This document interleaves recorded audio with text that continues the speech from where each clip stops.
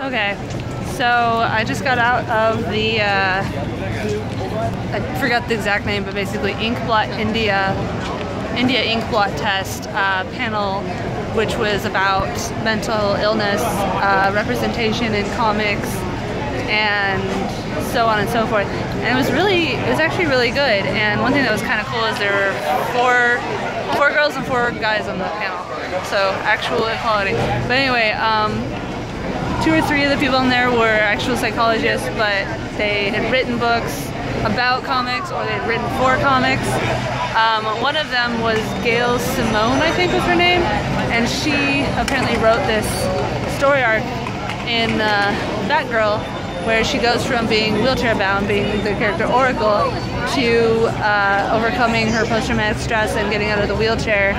And apparently it's a very well done story arc where she actually consulted with psychologists, including one of the ones that was on the panel, to make sure that it was a, you know, realistic and healthy, not healthy, but a valid method of displaying, you know, the one possible process of going from being in a wheelchair with, you know, terror from being shot by the Joker apparently, to overcoming that, or, you know, learning to live with that at least. And so I need to try to find that, because it actually sounds really interesting. As I've said many times, my holdup for American comics is that there's so many different runs, so many different storylines, that it's really overwhelming. It's hard to jump in and it's hard to keep up. Whereas manga is like volume 1, volume 2, like there's not really that much confusion.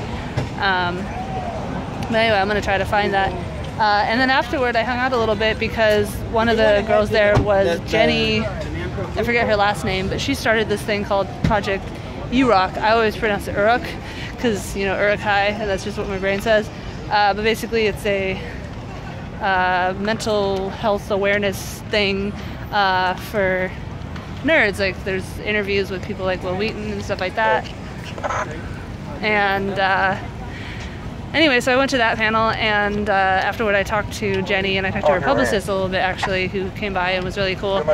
And got exchanged contact info and everything, because turns out she's friends with Akila, who I hung out with yesterday, Smoothie Freak, and tried to convince them to come to VidCon. So they're like, we want to, but we don't have any, you know, we haven't planned for it. I'm like, oh, come on, you have friends there, you know, just stay in their hotel room. Thing is that they all live in New York, so, you know, it's not exactly a hop, skip, and a jump for them. But anyway, it's really fun, and so we're gonna try to meet up again, possibly today, because they go back to New York tomorrow, and I don't really want to drive all the way down here again tomorrow.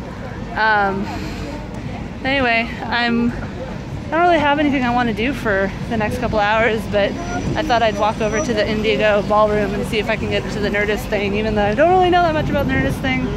But I haven't been to any of the Indigo or Hall H things, because, you know, the line is always crazy.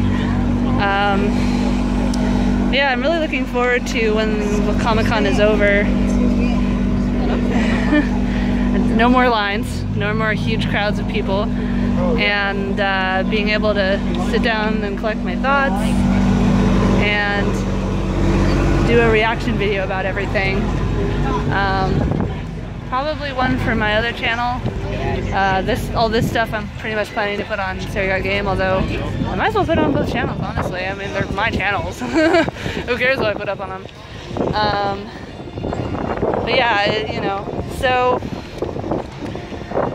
it's been a weird convention. I actually asked the question at this panel, and I said, you know, I feel kind of guilty. Like, here I am with the press pass and my Comic-Con. Like, why am I not having the time of my life? And after I asked that question, after the panel, like, multiple people came up and were like, thank you for saying that, because I feel the same way. Like, everyone else is so happy, and here I am thinking about my own shit. What's wrong with me? And, you know, that's what's really great about stuff like this, is finding out that you're not the only one that feels that way. You know, we all have our moments, and for some of us, our moments are a lot longer and don't really go away and are really, really, really bad. Anyway, that's enough talking to myself for now. To the Indigo Ballroom, yay! And this is, by the way, part of where people wait for Hall H. I think this is the daytime one that they open up at like the crack of dawn for events that day.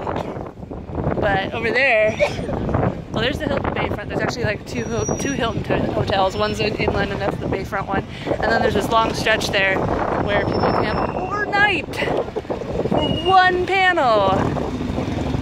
I don't get it. Yeah. All right. Bye.